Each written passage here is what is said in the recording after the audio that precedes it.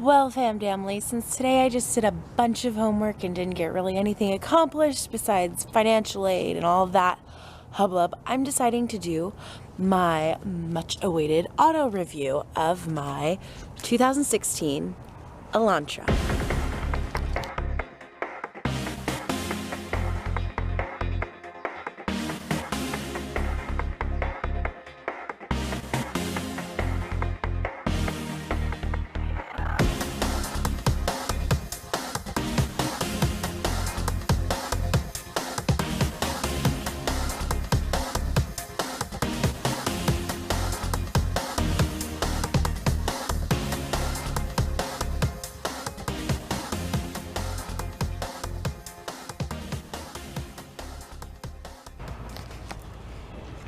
So as I stated, I have a 2016 Hyundai Elantra, and I took it for a nice little road trip to Washington, and I live in Oregon, so that was fun. And it got me to really try out the car and see what I liked and what I didn't like about it, and my review.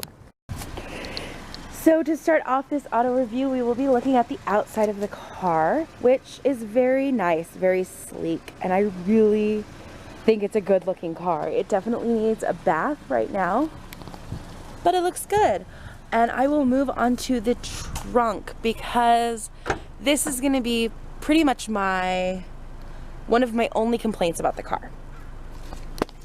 The trunk is a lot smaller than what I'm used to. It is still a fairly large trunk.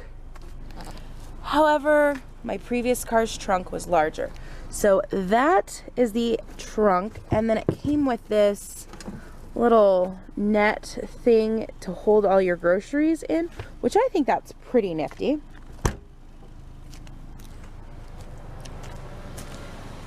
And now to move on to the actual car itself. I do have push button entry, so it's the keyless entry and keyless start. The back seat is fairly nice, and there is a nice cup holder here. I think there's a little safety net thing there. Eric's car seat fits very nice back here. So the back seat is pretty nice, and I really like this, especially having kids. Having the hard plastic right there has been really nice. It kind of keeps the dirt to a minimum that gets kicked up onto the back of your seat. So it is very small on the inside, and I like it. It's got a sporty feel. I have a push start ignition, so no keys are needed at all.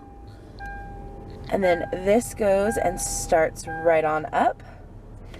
And I'm still using the free trial of XM radio, which I'm just gonna turn that down so I don't get copyright infringements. But I really like my Sirius XM. I wish I could keep it, but I'm just gonna have it for the trial period, which is okay. It's really cool. I'm not gonna spend the money to keep the XM going. Some people do, some people don't. I don't. But I love it. So that's all I've really been listening to. I haven't used the radio, and I haven't used the CD changers.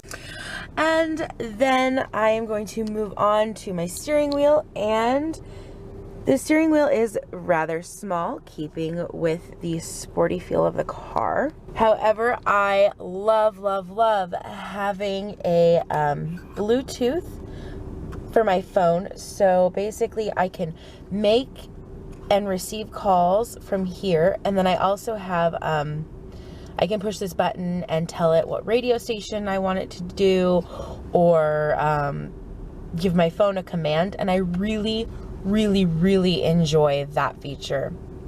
I also have all of the controls for my radio here. I can scan through my different channels, I can adjust the volume, I can decide what mode I'm in, if I'm going to be in radio, if I'm going to be on XM, or via the iPod or cell phone features that are also allowed on the car. And then you can, of course, mute it. Here's my cruise control as normal, and then I have my trip buttons, which show up right here, and you can scan through the different options, and you can view how many miles you've gone, what you're looking like on your average miles per gallon, and those are average miles per hour, and then you have your estimated time in vehicle, each trip and what the miles are, and then what your range is going to be, so how many miles you have left on a full, or on the amount of gas you have right now. And I like that feature. I also like to see what my average miles per gallon are. I like to see all that stuff. Moving along, I've got all of my window specifications right here. I can roll them up, roll them down, anti-lock. I can maneuver my side windows with this. Another mode that I really like is I have the eco mode. So I can click this on or click this off, and that helps in conserving gas.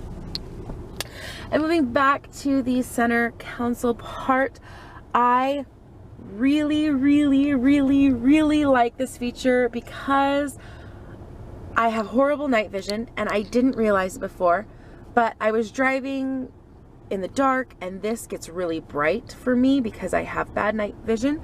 And you can go up here, and I accidentally found this out, you can click that display button and your radio is still working. It's just that it blacks this out. Oh, see, look at that.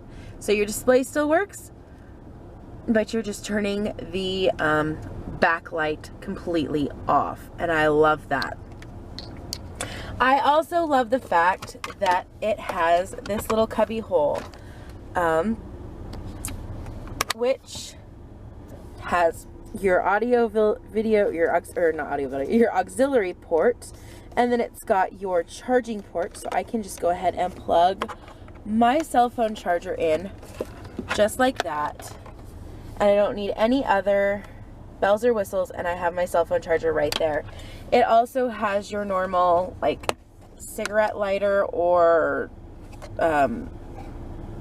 port to plug into right there for your car. I also have a wonderful, like, another one of my favorite features is my backup camera. So you put the car in reverse and it goes to a full backup camera, so you can see what you are backing into, or what you don't want to back into for that matter. And then you have a push button release for your glove box right there.